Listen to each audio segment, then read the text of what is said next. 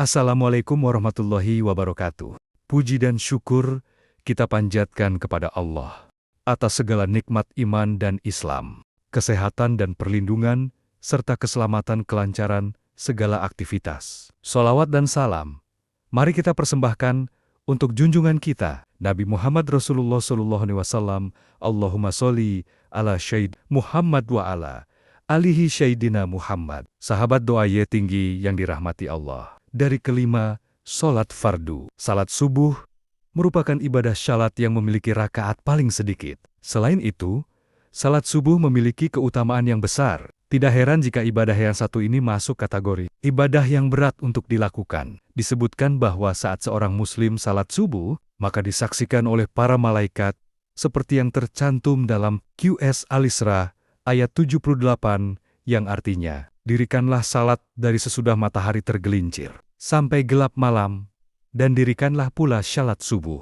Sesungguhnya, salat subuh itu disaksikan oleh malaikat. Maka tidak heran, ada beberapa bacaan surat yang dianjurkan dibaca di rakaat pertama maupun rakaat kedua syalat subuh. Perlu Anda ketahui bahwa surat-surat yang pendek seperti surat Al-Ikhlas, An-Nas, Al-Falaq, atau surat lainnya tidak dianjurkan dibaca saat salat subuh, bukan tanpa alasan, sebab saat disaksikan oleh malaikat, sangat disayangkan jika membaca ayat yang pendek. Karena bacaan yang lebih panjang dan lebih banyak juga akan menambah catatan amal. Bukan berarti membaca surat pendek saat salat subuh menjadi tidak sah. Tentu tetap sah.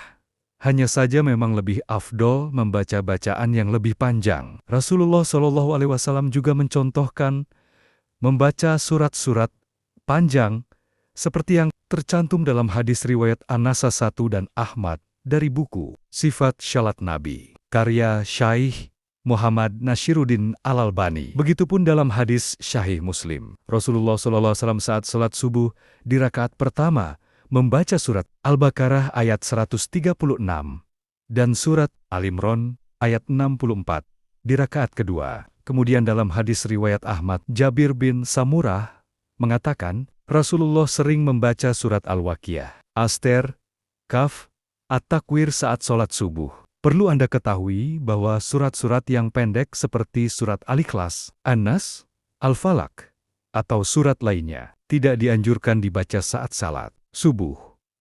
Bukan tanpa alasan, sebab saat disaksikan oleh malaikat, sangat disayangkan jika membaca ayat yang pendek. Anjuran membaca surah panjang saat sholat subuh, terutama pada rakaat pertama, didasarkan pada sunnah. Rasulullah SAW sering membaca surah panjang seperti As-Asdah dan surah-surah panjang lainnya dalam sholat subuh. Alasan anjuran membaca surat panjang diantaranya adalah meningkatkan keutamaan. Sholat subuh adalah sholat yang disaksikan oleh Allah dan para malaikat, sehingga membaca surah panjang dapat meningkatkan keutamaan sholat tersebut. Keadaan manusia yang lebih tenang. Setelah tidur, orang-orang biasanya dalam keadaan lebih tenang dan pikiran lebih mudah fokus, sehingga lebih mudah memahami Al-Quran, memperpanjang bacaan. Karena sholat subuh hanya terdiri dari 2 rakaat, maka membaca surah panjang dapat menjadi bentuk perpanjangan bacaan di sholat tersebut. Contoh surah panjang yang dinyatakan dalam hadis, surah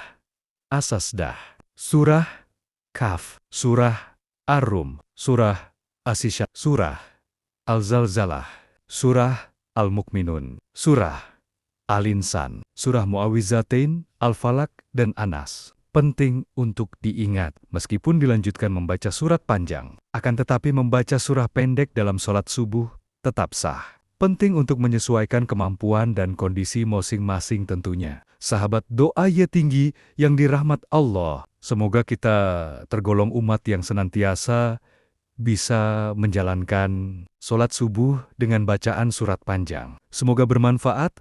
Dan jangan lupa like, share, dan komentar. Wassalamualaikum warahmatullahi wabarakatuh.